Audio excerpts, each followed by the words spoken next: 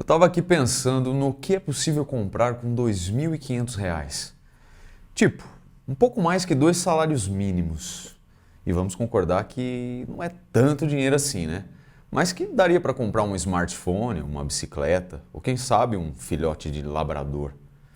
Pois bem, na cidade de Campos de Goytacazes, no estado do Rio de Janeiro, uma bancária de 24 anos ofereceu este valor, R$ 2.500, para dois matadores de aluguel acabarem com a vida de sua melhor amiga, que era também irmã do seu próprio marido. Um relato insólito que não fala apenas de traição, mas que também prova que definitivamente não existe honra entre ladrões nem entre assassinos. Eu sou o Marcos e antes de prosseguir com a história, eu peço que você deixe seu like nesse vídeo para ajudar o canal a alcançar mais pessoas aqui dentro da plataforma. Considere também apoiar o Insólito se tornando um membro. A partir de R$ 2,99 você já contribui ativamente para a manutenção aqui do projeto. Fechou? Recados dados, vamos aos fatos.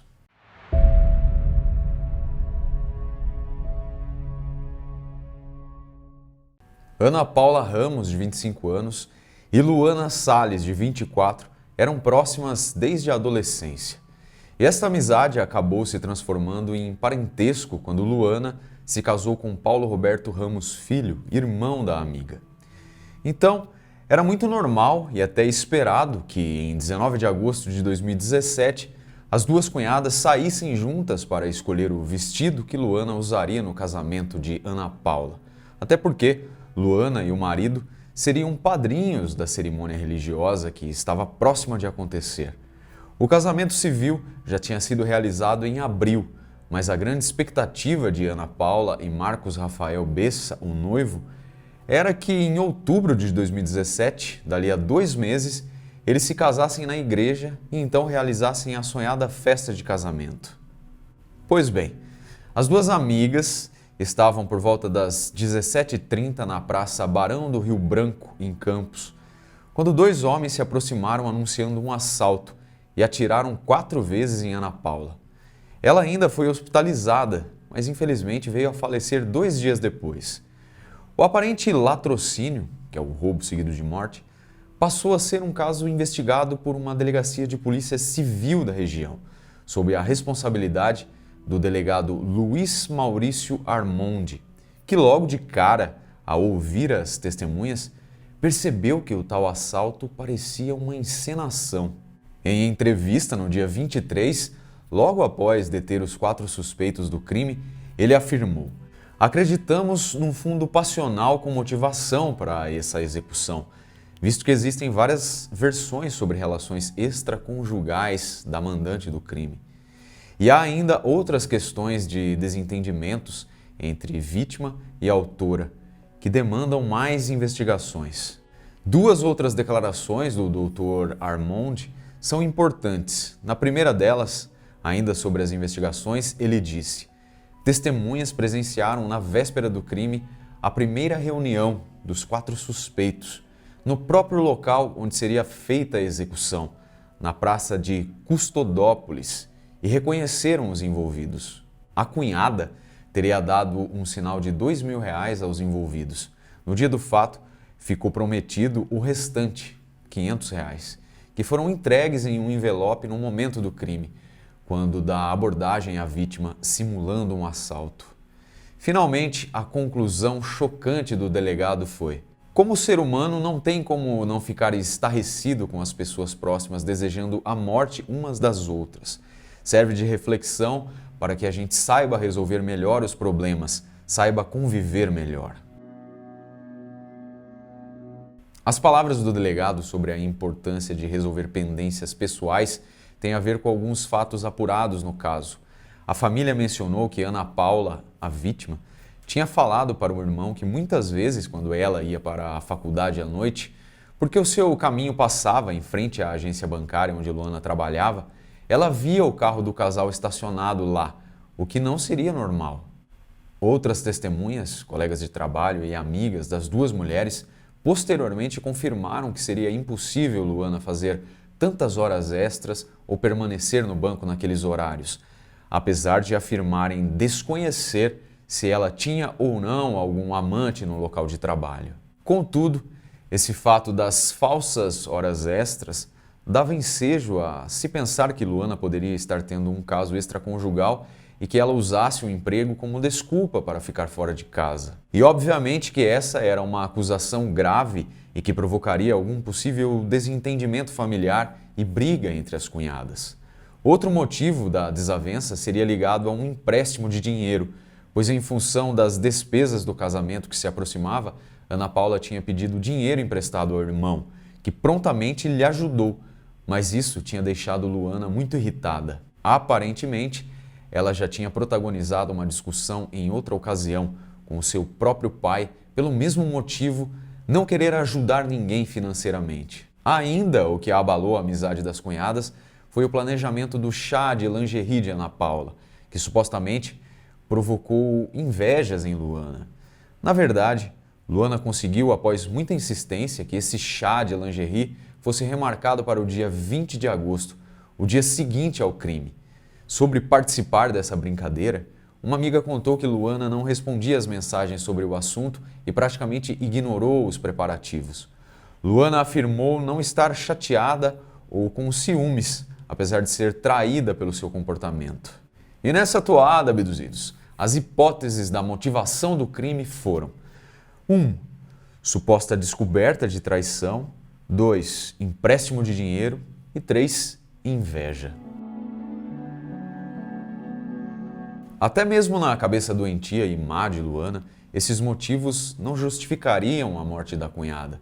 Então ela precisou inventar uma história insólita na qual ela necessitava de ajuda para dar um susto em uma mulher que estaria ameaçando uma criança de 3 anos, filha de sua tia. Assim, na fase de premeditação do assassinato, Luana conversou primeiramente com uma amiga de nome Laiana e contou essa novelinha mexicana, um pedido de ajuda para dar um susto em uma mulher que estava ameaçando uma criança. Porém, quando Laiana sugeriu que se procurasse a polícia e ainda falou que ela tinha um tio que trabalhava como policial e que poderia ajudar nessa denúncia, Luana recusou e não entrou mais em contato com essa amiga. Determinada em realizar a morte da cunhada, ela sondou outra pessoa, Patrícia Dutra, ex-namorada de Marcelo Henrique, um dos acusados. Patrícia contou que Luana perguntou se ela conhecia alguém para dar um susto numa mulher que tinha um caso com o marido da tia dela e estava ameaçando uma criança de 4 anos. Por fim, se chegou a uma certa Carolina, que então pediu ajuda ao namorado, o próprio Marcelo Henrique, e foi ele que indicou 2 caras, Igor e Vermisson, para executarem o serviço. Na véspera do crime, foi realizado um encontro entre Luana, Marcelo Henrique e os 2 potenciais matadores, Igor e Vermisson. Nessa ocasião, Luana repetiu a potencial história de uma criança que estaria sendo vítima de abusos psicológicos e que o trabalho encomendado não seria apenas para dar um susto, e sim para assassinar a tal mulher, agora identificada como sendo a Ana Paula. Os bandidos supostamente engoliram esta historinha mal contada e receberam R$2.000 na hora e a promessa de receberem mais 500 no momento do assalto. Luana disse que eles poderiam também ficar com o telefone celular da vítima. E dessa maneira, eles acertaram a emboscada, que deveria acontecer no dia seguinte, ali mesmo onde eles estavam, inclusive com a presença de Luana. Além dos depoimentos da Carolina e da versão contada pelos acusados, os fatos foram comprovados por outros meios, tais como a geolocalização dos celulares, tanto no momento do crime quanto nos dias anteriores. Também foram usadas as imagens de câmeras de segurança de locais próximos onde essas pessoas tinham se reunido. Mais ainda, uma pessoa que estava perto da lanchonete onde os criminosos conversaram também se apresentou na 146ª DP para contar o que tinha visto e fazer o reconhecimento dos suspeitos. Segundo ela, a motivação de uma moça loira descendo de um veículo conversando com 3 homens e retornando ao carro para pegar um envelope branco que, por fim, essa moça teria entregado aos homens, chamou a atenção dela. Poucos dias depois, com as notícias do crime e imagens dos suspeitos aparecendo em todos os noticiários, essa mulher percebeu que a cena que ela tinha presenciado deveria estar ligada ao crime. Outros ainda, mais tarde, declararam que foram impedidos de socorrer Ana Paula no momento em que ela estava caída. Luana não permitiu que ninguém tocasse na cunhada, afirmando que seria melhor aguardar a chegada da ambulância. Mas como essa estava demorando muito, algumas pessoas tomaram a iniciativa de levá-la ao hospital, onde a moça chegou em estado gravíssimo. Teve morte cerebral diagnosticada e veio a falecer 2 dias depois. Luana se manteve estranhamente calma. Ela mesma ligou ao marido e comunicou o assalto e o estado de Ana Paula. Mais tarde, Paulo Roberto se lembraria que a mulher Luana tinha inicialmente se recusado de ir à delegacia reconhecer os suspeitos quando eles foram presos. E por que será, né? Com base nas investigações e testemunhos de pessoas que viram o que aconteceu, os policiais identificaram rapidamente Marcelo Henrique, Igor e Vermerson. Sobre o dia do crime, Igor contou que chegaram de bicicleta à Praça Barão do Rio Branco e ele viu as duas sentadas em um banco tomando sorvete. Na sua versão da história, teoricamente, ele e Vermerson iriam apenas pegar o dinheiro, os R$ 500 pré-acordados, o celular e a carteira de Ana Paula e depois iam embora. Tipo ladrões do bem, dando assim um golpe também em Luana. Ainda pelo relato do tal Igor, quando eles abordaram as moças com voz de assalto, Ana Paula entregou o celular e saiu correndo. Nesse momento, ele acidentalmente efetuou os tiros. E aqui é bem manjado esse papinho de bandido, né? De alegar que a arma disparou sem querer.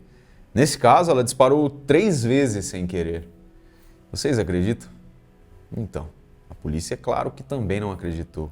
As análises balísticas a partir dos projéteis reforçaram que não havia possibilidade de Igor ter atirado acidentalmente em Ana Paula, já que ele usou uma pistola, um revólver de calibre 32 e não uma arma automática.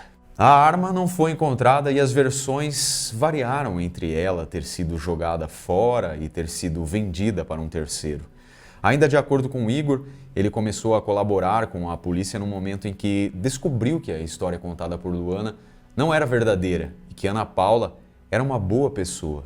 Supostamente, o advogado de Luana tentou subornar por R$ 15.000 os 3 homens para que eles assumissem toda a responsabilidade, pela morte e livrassem a cara da mandante e mentora intelectual. Dizem que o diabo mora nos detalhes, não é?